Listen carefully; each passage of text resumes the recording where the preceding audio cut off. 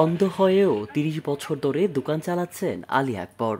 আজকাল সুস্থ মানুষও ভিক্ষাবৃত্তি ও বিভিন্ন অপকর্মের পথ বেছে নেয়। তবে এরই মাঝে দেখা মিলল মানিকগঞ্জ সদর উপজেলার জাগির ইউনিয়ন পরিষদের মহেশপুর গ্রামের মোহাম্মদ আলী আকবরের সাথে, যিনি ৩০ বছর যাবৎ অন্ধ হয়েও দোকান করে সংসার চালাচ্ছেন।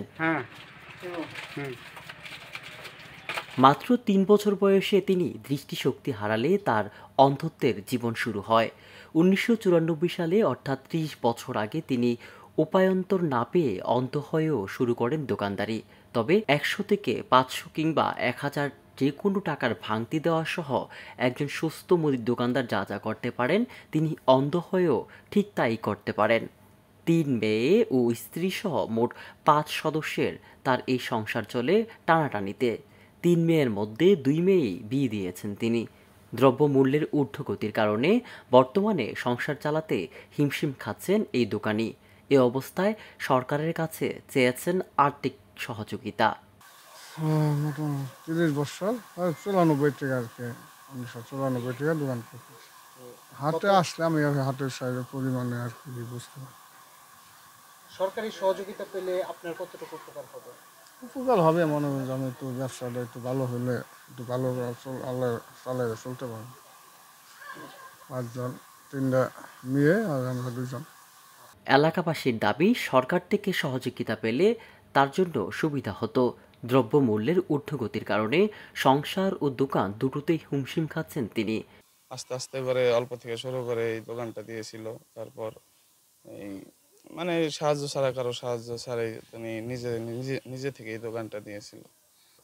না না, টাকা দিতে কখনোই কোনো সমস্যা হয় না, এবং ইভেন জাল নোট আসলে উনি সাথে সাথে বুঝে ফেলে। না, উনি লোক হিসেবে অমায়িক লোক, উনি অনেক ভালো লোক, ঠিক আছে। আর উনি টাকা চিনতে সমস্যা হয় না। আমি বিশেষ করে যতদিন ওনার চিনি ততদিন যাবত দেখতেছি যে না, উনি ওনার হাতে টাকাটা চলে যাওয়ার পরপরই উনি বুঝতে পারে ওনার অভিজ্ঞতা থেকে যে এটা কত টাকার নোট, এটা বুঝতে ওনার কোনো সমস্যা হচ্ছে না বর্তমানে। সরকার সহযোগিতা করলে তার দোকানে আরও কিছু মালামাল নিয়ে ব্যবসা করে একটু স্বাবলম্বী হতে পারতেন বলে মনে করছেন এলাকাবাসী।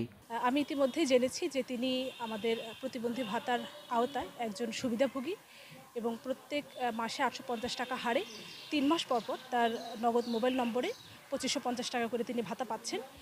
সেই সাথে আমাদের প্রতিবন্ধী ব্যক্তিদের জন্য সুদমুক্ত ক্ষুদ্র ঋণ আমাদের একটি সুযোগ সুবিধা রয়েছে।